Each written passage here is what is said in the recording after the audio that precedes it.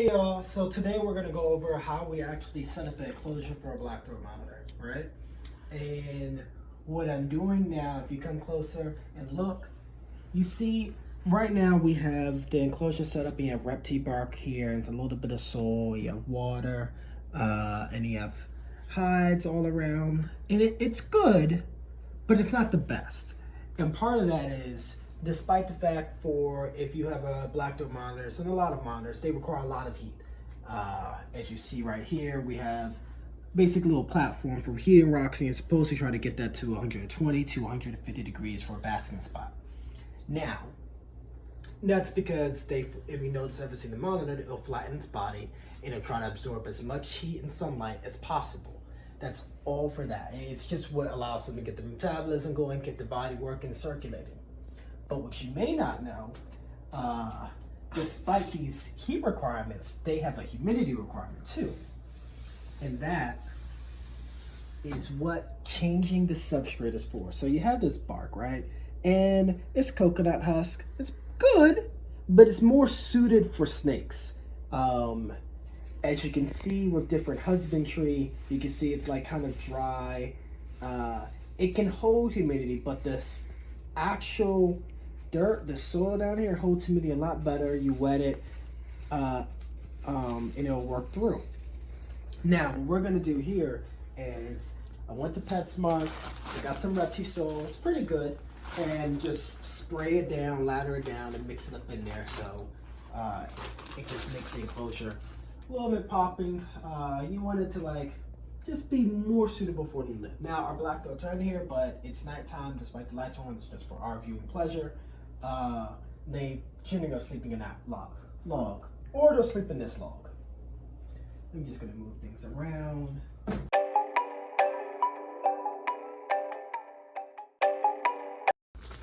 Hey, Shango. There goes the reticulated python.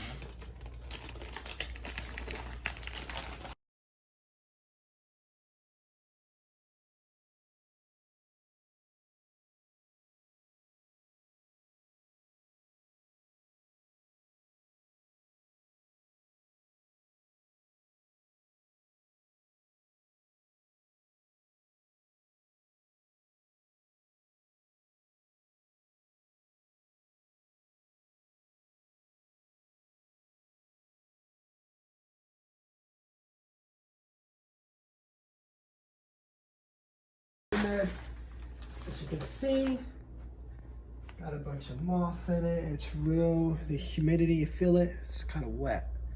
I like that. Now don't go to the store and get potting soil.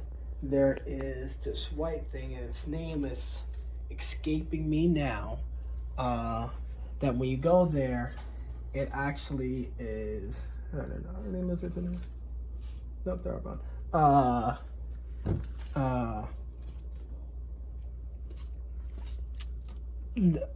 Your animal may swallow it,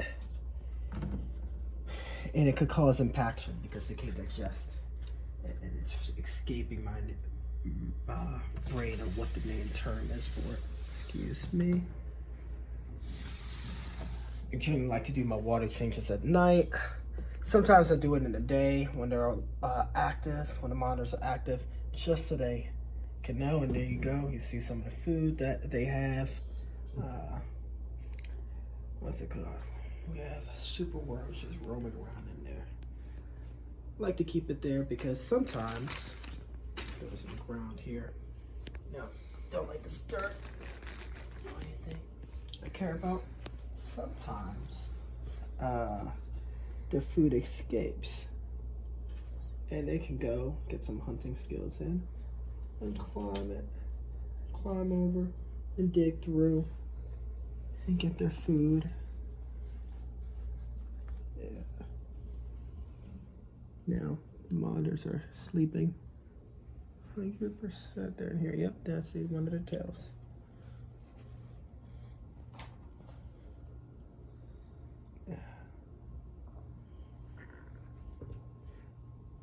And children sleep in here.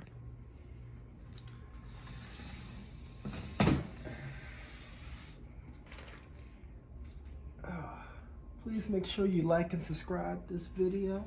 Put some comments in there. Anything you wish I was doing. Even debate. Tell me different husbandry techniques y'all use. Lower. I have y'all here. I want you to notice we have what's it called? 2 lights. They're shooting down the basking lights. They mercury vapor bulbs. They pretty much what's it called? Are shooting down UVA and UVB light and producing heat within the enclosure.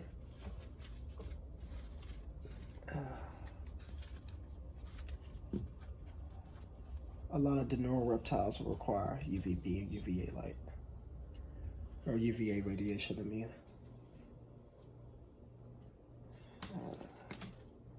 You can see a difference in their behaviors. I mean, this is excluding the fact that if you don't provide this, your reptiles are susceptible to getting metabolic bone disease.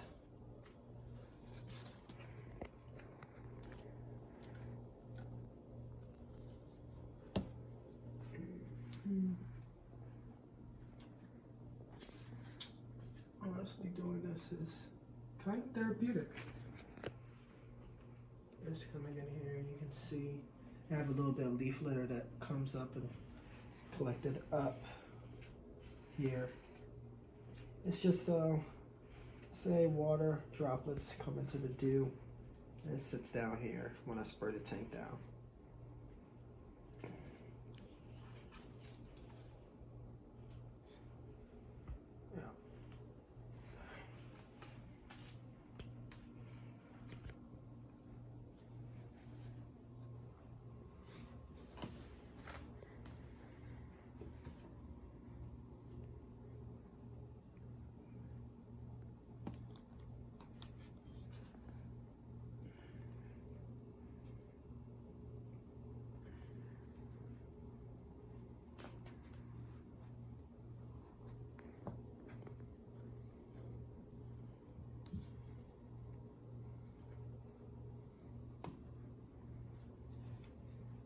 Another pro of using this is what we discovered the other day doing chicken feeding was these large pieces of reptile bark actually could pose a problem for our monitors.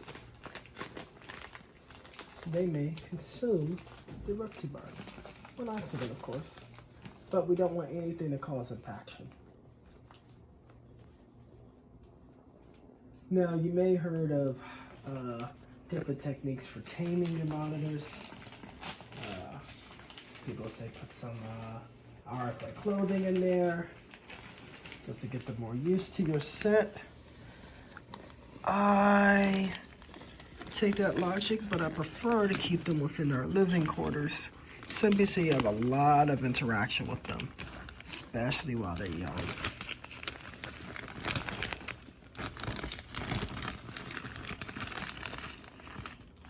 I do the same with my python. They get more and more used to you. You still provide them hides, but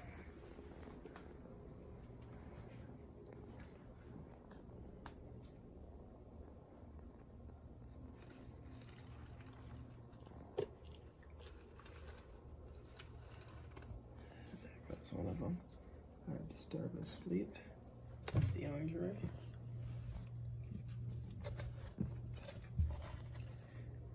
There we go. Oh, he's eating a cricket. Yeah. I just thought, yeah. There's another one. There's another 2.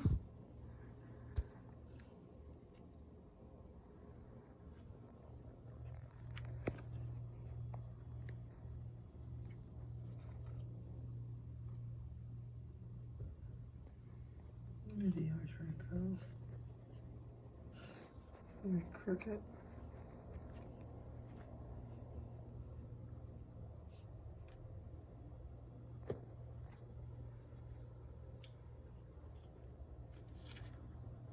He's smells the cricket. There's one more. He's looking for it.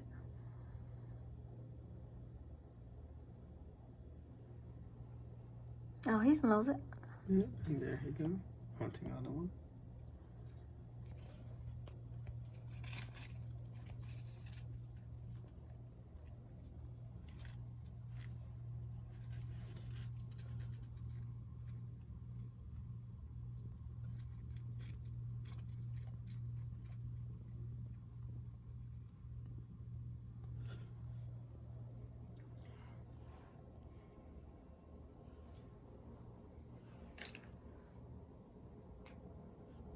I'm out here.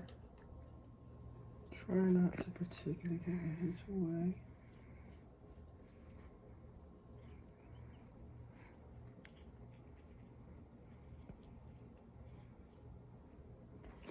He might come. It looks like it's hunting my hand. Mm-hmm. He thinks you're about to feed him. Yeah, so we always feed them, and now they're associating us with food, which is both a good and bad thing. Good, because I'm not always coming in the cage to feed him. Bad, because I'm not always coming in the cage to feed him. I mean, good, because he's, as you can see, he's less afraid. He's not up here tail whipping me instantly. He's just exploring, looking around.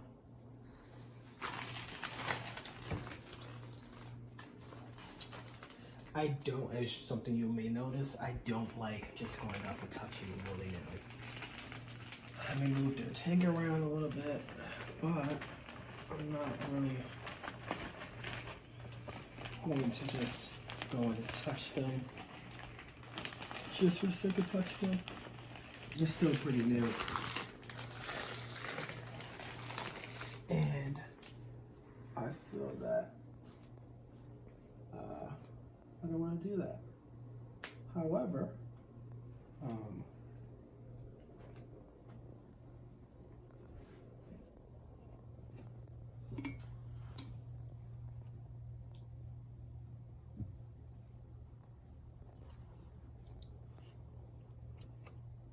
as you can see, the Andra is trying to figure out what I'm doing.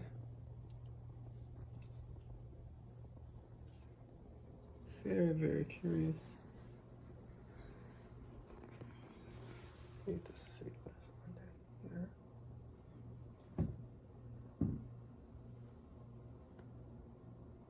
Okay. Everything.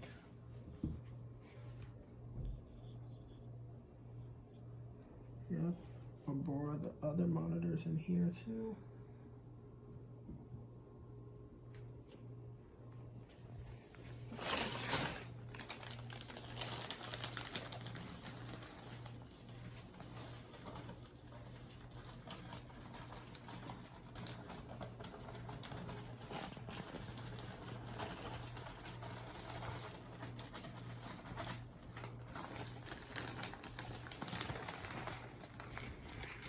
Now, one of the things you have to be careful with, and I really do not like feeding crickets unless it's an emergency with feeding food, is crickets will, I do repeat, crickets will eat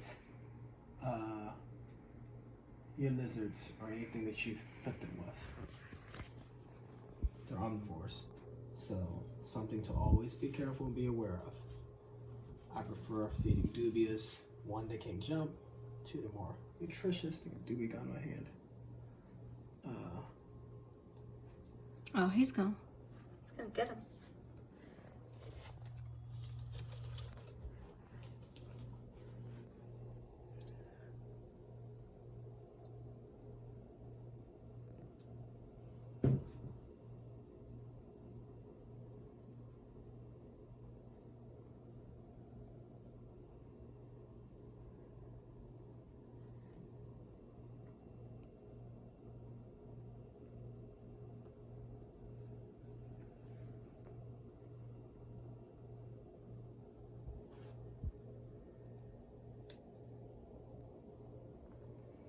I'll let y'all watch DeAndre hunt while I go empty this water bowl and come back.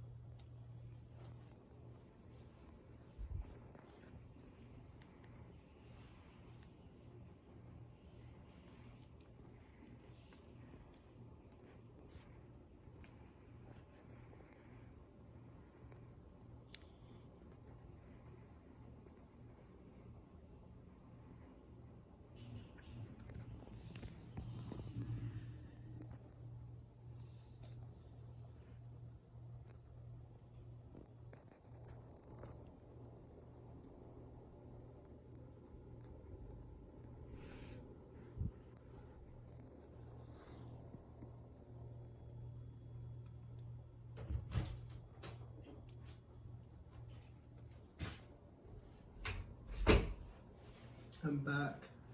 So here's the water bowl. Just carefully put it in. See, DeAndre is still hunting. He had another, at least 4 while you were gone. Ah, that's good. He was tearing one of them up. They were trying to fight back, but he got them. It's good to see. He's still hunting them. Whenever they come near him, he starts eating them. Should we try grabbing that one with the tongs and putting it towards him? No, just let it. Just better for, this tree is better for him to hunt. Yeah.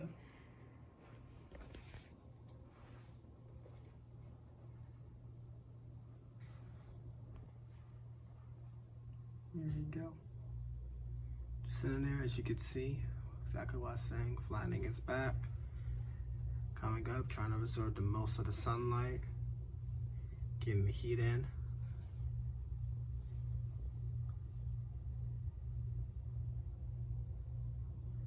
Now we're gonna shut the lights off soon because it's nighttime. You come back and say, this is the new enclosure set up. And isn't it beautiful looking at their color patterns?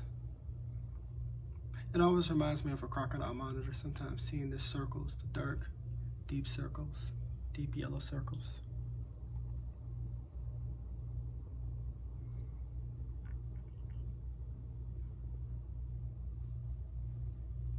Utterly fascinating. DeAndre out here, just chilling. I just soaked down the tank. Now he's going back inside his little log. Or is he trying to hunt a cricket? He might be hunting a cricket.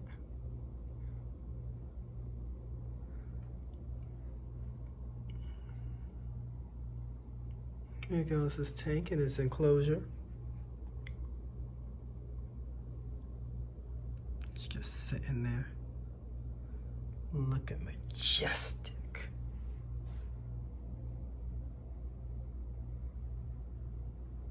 Very beautiful.